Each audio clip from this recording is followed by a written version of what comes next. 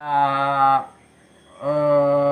hilangkan manik-manik lu, misalkan ada daki-daki dalam kuku, dalam ujung kuku kita kan, ada entah getah-getah umpamanya, entah bekas-bekas selender segala macam yang melekat di tubuh kita kan, kita bersihkan dulu semuanya.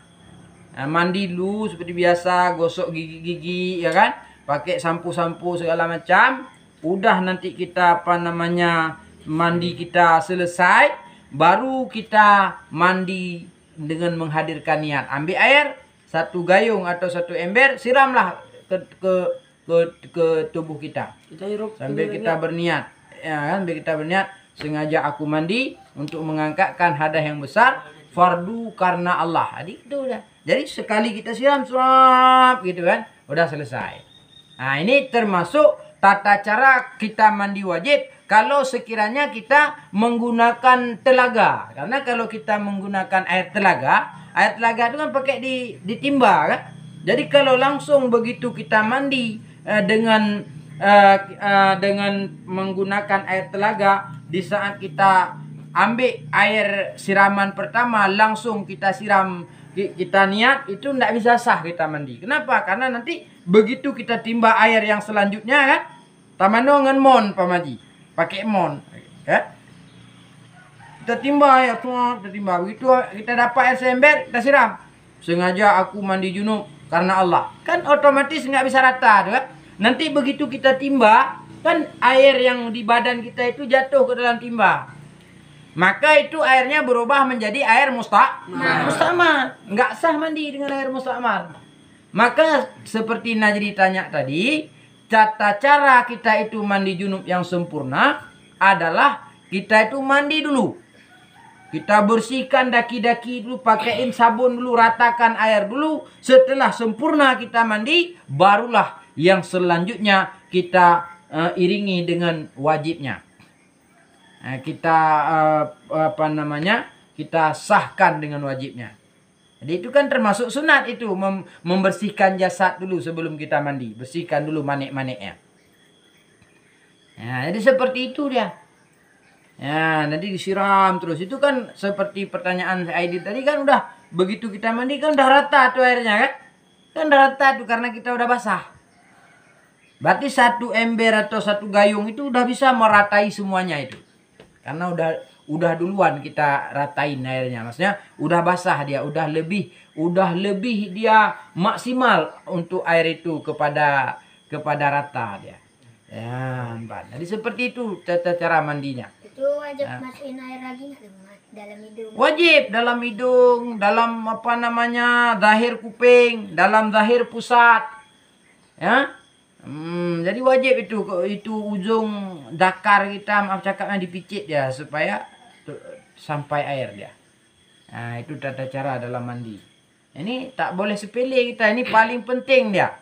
Ya, paling urgen sekali ini, karena kalau tidak sah di mandi nanti berefeknya tak sah kepada sholat. Kan? Kalau mandi tidak sah, baca Quran bukan pahala, dosa, karena orang junub tak boleh baca Quran. Haram. Orang junub tak boleh masuk masjid. Ini bahayanya. Makanya inilah pentingnya kita ini belajar fikih, inilah dia.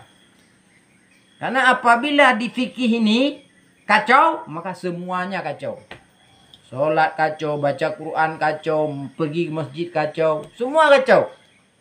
Makanya fikih, kalau fikih udah benar, insya Allah tuh pergi ke masjid benar, baca Quran insya Allah benar, sholat insya Allah benar. Karena kata Rasulullah, miftahus sholah taharah. Kunci dalam kita ibadah itu ada taharah, dalam taharah. Kunci kita beribadah taharah. Inilah kuncinya nih, dalam kitab ini, dalam taharah, dalam kita belajar taharah. Karena kalau kacau di taharah, semua kacau. Kalau mandi umpama tak benar. Orang hari ini kan banyak belajar masalah solat, ya. Belajar masalah solat. Inilah yang membaca solat lah, bagus. Bacaan solat lah, ya, bagus. Tapi kadang-kadang sedikit hari ini yang mau belajar macam mana mandi wajib itu yang benar. Padahal kalau mandi wajib tak benar, solat pasti tak benar, bahkan berdosa. Orang yang sholat dalam keadaan berjunub maka dia berdosa dia. Sholat dalam junub itu dosa. Karena haram. Karena syarat sholat ada 6. Syarat sholat ada 6. Salah satunya adalah taharatul a'dha minal hadas wan najas. Suci anggota badan kita daripada hadas dan daripada najis. Suci badan daripada hadas, daripada najis. Ya, hadas itu ada 2. Hadas besar dan hadas kecil. Hadas besar yang mewajib mandi. Yang mewajib mandi ada 6. Nah inilah yang sedang kita bahas nih. Salah satunya junub. Dan juga nanti orang mati. Itu mandi orang mati harus betul-betul disempurnakan tuh. Kalau anak-anak kecil juga, segala macam. Orang besar juga. Karena kalau sempat mandi mayat tidak sah, satu kampung bisa berdosa. Kalau umpamanya mandi mayatnya tidak betul kan, satu kampung dosa semua itu. Satu orang mati sekampung orang dosa. Kalau mandinya tidak betul. Ya, makanya sangat urgen sekali kita belajar tentang masalah kita taharah ini. Atau masalah mandi, masalah wudhu nanti dan sebagainya. Ya, bang. Kamu dia ada lagi? Nah. Engkau kalau misalnya kita ada siap mandi nih. Terus di tangan kita tuh baru nampak ada stipo tunggu, itu wajib mandi ulang sih. Wajib. Begitu kita udah siap mandi. Ya, kayak kami tadi kan. Kenapa kami tadi udah siap sholat? Kan sholat lagi kenapa kan? Dan pertanyaan tuh. Tadi tunggu udah sholat subuh kok sholat lagi. Karena tadi begitu siap kami sholat adalah nampak di zahir depan sarung kami itu najis. Maka kami sholat lagi. Karena yang wajib ngulang imam. Karena najisnya itu tersembunyi. Kalau najisnya itu nampak, semua umpamanya ada najis di belakang, tai cecak, entah bangkai binatang kan, itu yang wajib ulang semua. Tapi ini karena tersembunyi di dalam sarung kami, maka yang wajib untuk mengulang salat itu kami. Begitu pula halnya dalam mandi junub. Udah kita mandi, tiba-tiba kita tengok ada bekas tipu, macam mana? Ndak sah mandi, ulangi mandi. Siap kita wudhu, begitu kita tengok ada daki di bawah kuku kita, entah selender, entah apa. Macam mana? Wudhu kembali, berarti tidak sah wudhu. Jadi diulangi, wajib diulangi itu. Dan umpamanya, kalau kita tahu di saat kita sudah melaksanakan satu-satu perkara, entahkah itu mandi, entahkah itu sholat, entahkah itu wudhu, ya kan? Tiba-tiba ada satu-satu hal yang membuat cacat di dalam ibadah kita tersebut, maka wajib kita ulangi. Wajib diulangi. Ya, wajib bersihkan stiponya tuh. Bersihkan stiponya, udah stiponya hilang, barulah untuk dilaksanakan yaitu sholat kembali.